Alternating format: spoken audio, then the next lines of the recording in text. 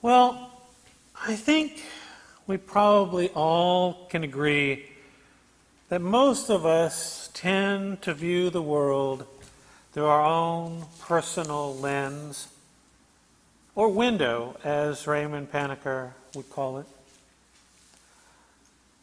But today I want us to explore what might change for us when we deeply attend to one another as they tell us about the world through their window or through their lens. You know, I prefer the word lens to window because lens as a metaphor reminds me it's what I choose to focus on, while the window metaphor feels a little too passive. At least for me, it's easy to forget, as Paniker reminds us, that I'm only seeing one perspective through my lens. That one worldview of the things that I am focusing on. After all, a lens sharpens the details of what I have chosen to look at. Well, what happens when I move the lens a little to the left, a little to the right, a little up, or a little down? You see, I don't want to see the world just through my own limited focus, a perspective I've been given. I grew up in this culture I live in. I want to learn to consciously shift my lens, to widen the circle of my worldview. I'd like my lens to be an anti-racist lens. Paniker says that the only way we can really shift our perspective is by listening to another. So, I shared with you a story today, The Three Wise Women. It was written by an African American woman telling the story of the three women who created this movement, Black Lives Matter. As you listened, did you notice how you felt? Did it impact you in any way? It impacted her enough to write the story, a story that is something that can be read to children, but adults too can hear things in it that might be useful. You know, back on January 16th, 2016, I was sitting in Wentz Hall on the campus of North Central College in Naperville, Illinois. The audience of several hundred people were 80% white and 20% people of color, 5% of which were black. And we were there gathered together to hear about a brand new movement, Black Lives Matter. Patrisse Cullors was there, one of the founders, and she told us the story, much like what you heard today. She said, "My friend Alicia Garza, after the July 13th acquittal of George Foreman of murder and the death of Trayvon Martin, posted on Facebook, 'I continue to be surprised at how little Black lives matter. Our lives matter.'" She goes on to say, "And then I shared this with the hashtag Black Lives Matter. I was struck by the similarities of Trayvon Martin to my younger brother, Joey, feeling it could have been him that was killed." She went on to talk about how the organization Black Lives Matter was advanced by the ongoing killings of black people by police and racial disparities within the U.S. criminal justice system. She talked about the often violent arrests by police, the mass incarcerations, the police militarization, and the over-criminalization. And she said, she emphasized this, that it was important for her to tell us that this movement was truly inclusive, that all Black lives matter. Trans, bi, gay, lesbian were all part of the movement. Something I hadn't heard before. As I listened to Patrice, I was moved. I was moved just not to hear it and feel my vision, my lens opening. But as my lens opened, I was called to do something more, to act in a way to try and help.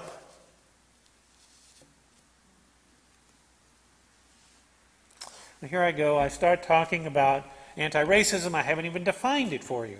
So let me do that first, and before I go too much further. You know, if you look in the dictionary, the Oxford Dictionary, it says it's the policy or practice of opposing racism and promoting racial tolerance. The Smithsonian National Museum of African American History and Culture offers this definition. To create an equal society, we must commit to making unbiased choices and being anti-racist in all aspects of our lives. Marcellus Braxton, he's a diversity and equity inclusion administrator at the Bexley City School District. He says this is his definition. Being anti-racist means actively identifying and describing racism, evaluating the impact of our actions to make sure they are not harmful or creating bias, and taking proactive steps to dismantle racism.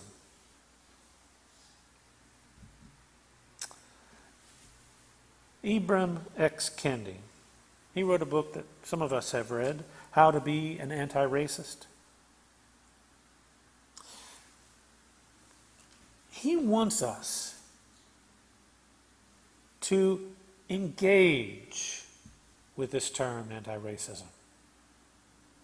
Not necessarily to try to define it,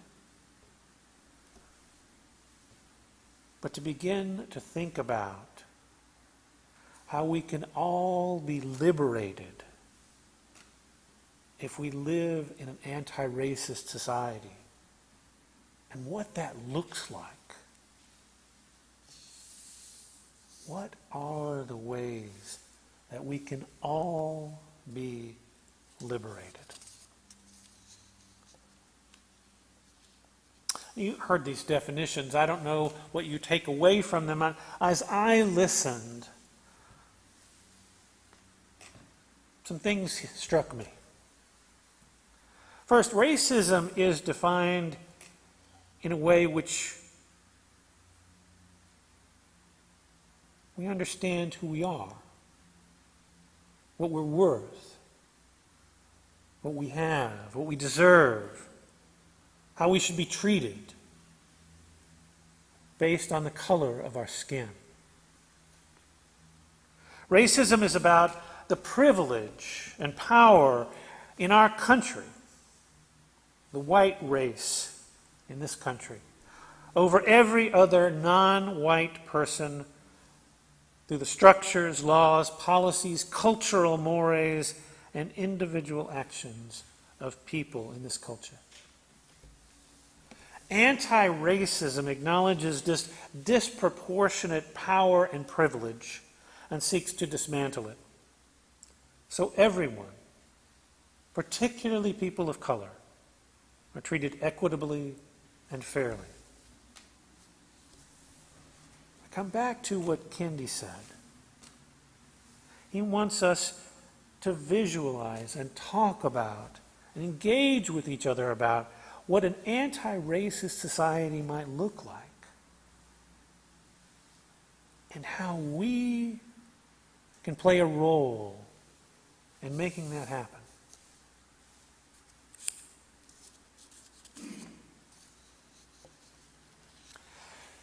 Many Unitarian Universalists, including UU Miami members and friends, have been imagining what an anti-racist society might look like and how they might play a role in it. And that work continues and needs to continue. Members and friends of this congregation have listened to presentations by indigenous people, read books by authors who imagined what an anti-racist society might look like, and books that present the worldview of people of color. Right now we're finishing up A Black Woman's History of the United States by Diana Raymie Berry and Kylie Nicole Gross. And I don't know if you knew this, but we supported a diverse, revolutionary, Unitarian, Universalist, multicultural ministries chapter out of this church for people of color, UUs of color in South Florida. And I and many other Unitarian Universalists have donated to Blue. Blue is Black Lives Unitarian Universalist. In July 2015, a group of Black Unitarian Universalists met during the Movement for Black Lives convening in Cleveland, Ohio. The convening had hundreds of attendees, and a dozen or so of the Black Unitarian Universalists in attendance dreamed up a cohesive, national, vibrant community of Black Unitarian Universalists. Blue formed out of several conversations among Black UUs at that gathering. On the Blue website, it says, "Our hope is that this direct connection between our faith and the fight for Black liberation will make clear the urgent need for all of those who call themselves Unitarian Universalists to declare without caveat or clarification that Black lives matter." Blue frames the connection between Unitarian Universalist 7 principles: inherent worth and dignity of every person, peace, liberty, and justice for all people, in all of our principles. But they take those principles and they combine them with this idea of liberation. And so they've created a new set of principles. In a moment you'll see them up here, full slide of their principles, and I'll read them to you. The first principle is all Black lives matter. Queer Black lives, trans Black lives, formerly incarcerated Black lives, differently abled Black lives, Black women's lives, immigrant Black lives, Black elderly and children's lives. They go on to say the movement for Black lives calls on the Unitarian Universalist faith, a faith willing to make a bold proclamation that each person inherently matters. To live up to that claim by working toward a future in which Black lives are truly valued in our society. We call all Unitarian Universalists, they say, to actively resist notions that Black lives only matter if conformed to white, middle-class norms, and to challenge assumptions of worth centered around clothing, diction, education, or status. A person's life, their value, is not conditional.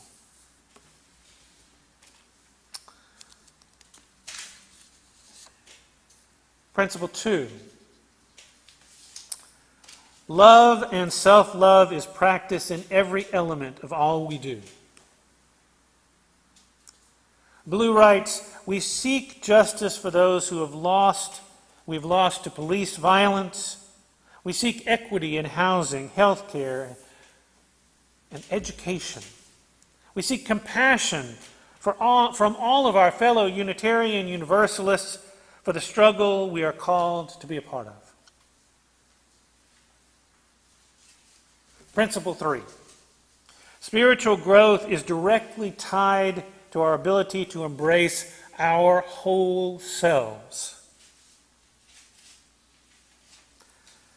The spiritual growth of Unitarian Universalists of color is directly tied to their ability to stand in the truth that all black lives matter, both in the wider world and, just as importantly, in our congregations.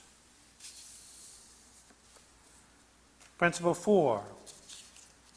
Experimentation and innovation must be built into our work. Blue says, the movement for Black Lives work is something we do daily. To uncover the layer of white supremacy that exists in this society and to bring light to the anti-blackness that is present in everyday lives. We call on all Unitarian Universalists to root out the anti-blackness that exists within our congregations and our faith. Principle 5, most directly affected people are experts on their own lives. Black voices in our congregations and in our faith and in the world must be valued. Principle 6, thriving instead of just surviving. Our vision is based on a world that we want and not the world we are currently living in. Any work toward peace, liberty, justice must address racial injustice. Black Unitarian Universalists are calling our faith to join us as we work together towards justice for all black people, and by extension, all people. And finally, Principle 7. They call it 360-degree vision. And what they mean is that they encourage us, they want us, they want everyone to honor their past struggles, the black past struggles, and the wisdom of our elders, they say. We consider our mark past, present, and future, acknowledging the ways which a white supremacist culture diminishes us all. This is critical to the movement of Black Lives Unitarian Universalist.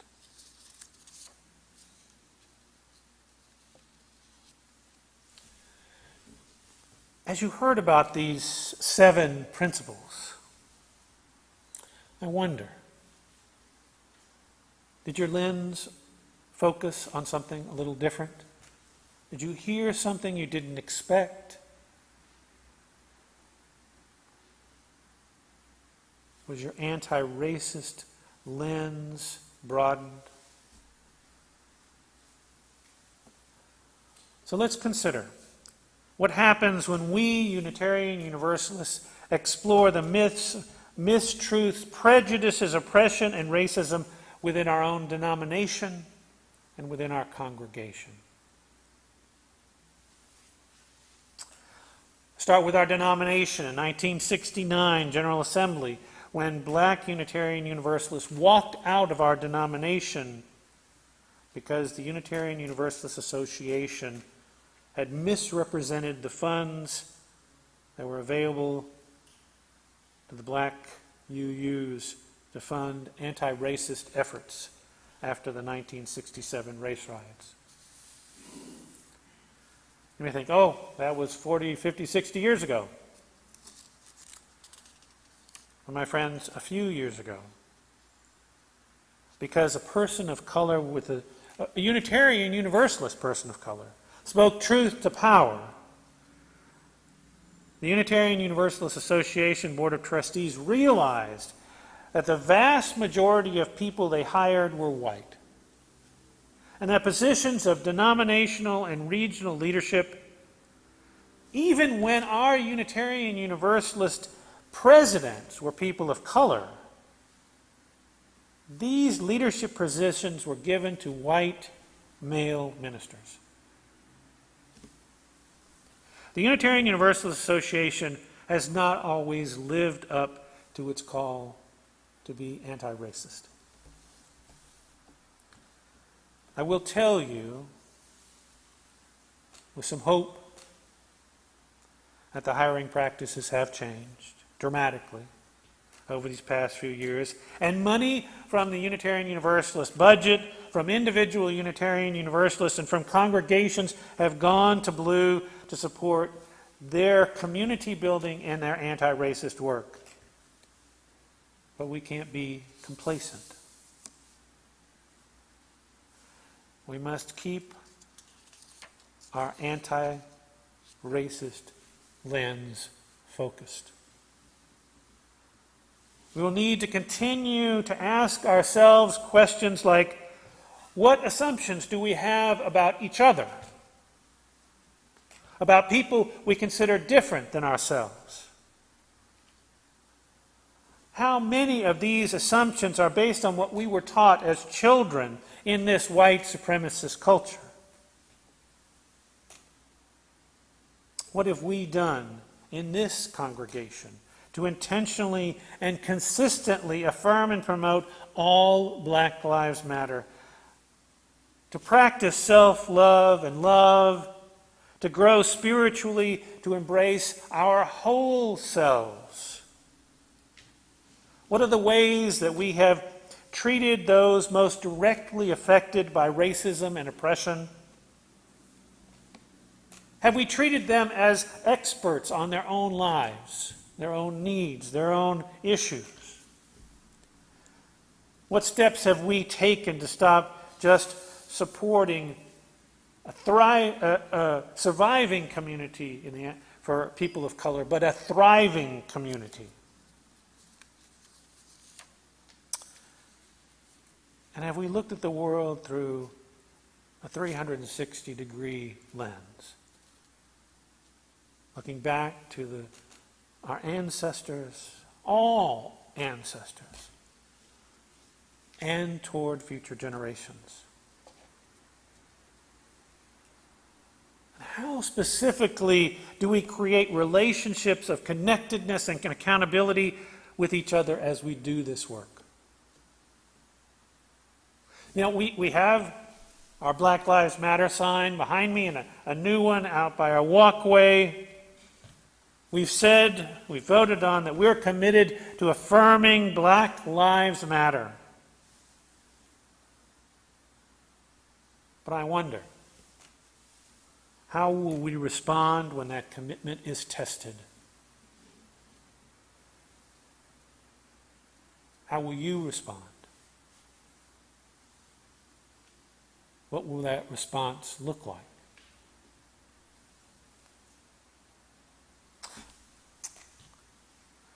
One more area I want to focus on before I leave this topic. As we think about our anti-racist lens, one of the things we have to look at is ourselves, particularly those of us who are white, who have grown up in a white supremacist culture. When white supremacist culture is operating in our world unnamed, without examination, shielded from public examination and public discussion, rendering us unable to have authentic personal discussions as well as meaningful national discussions of racism, race, white privilege, and what it might look like to create a society centered in multiracial values. Whiteness in our society continues to remain unexamined and supreme. There are many cultural norms, policies, and laws based on white privilege and whites being in power. I'm not saying this to make people feel guilty. I'm saying this because we need to begin having conversations.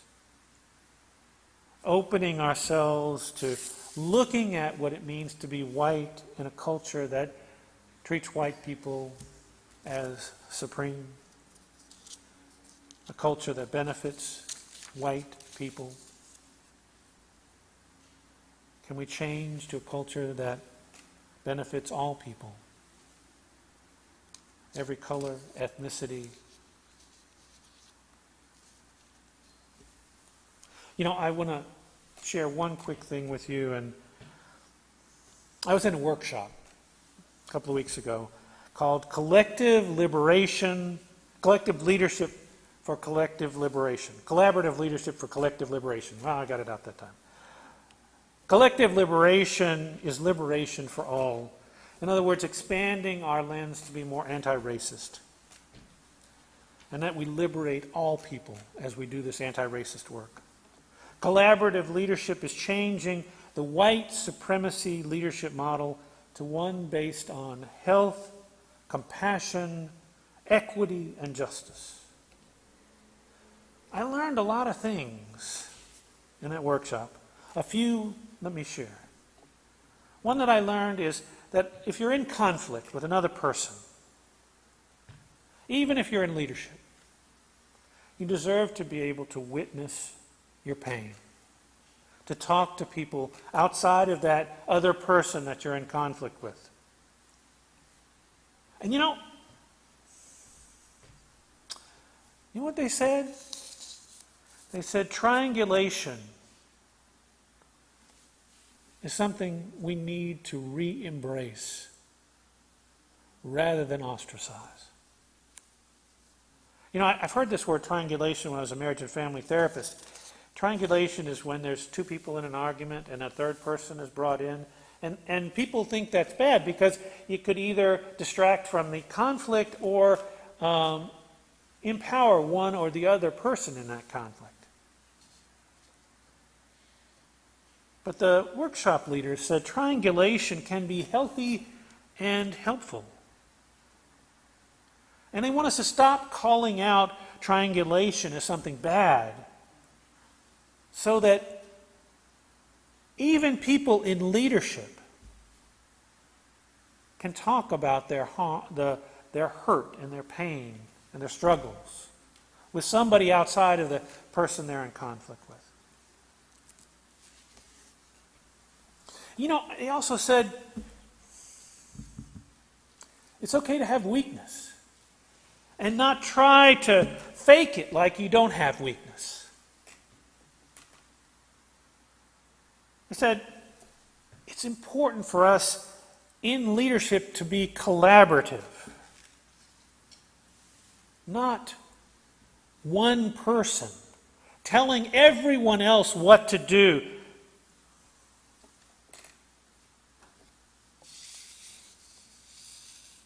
To help bridge divergent points of view.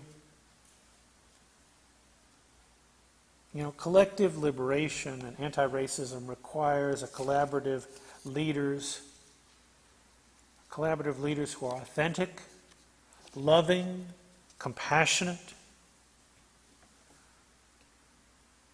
You know, what I learned when I was growing up about leadership in this white supremacist culture is to exert power over.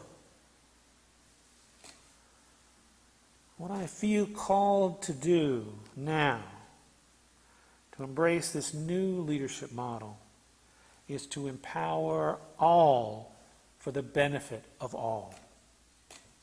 That's the new way we can move forward.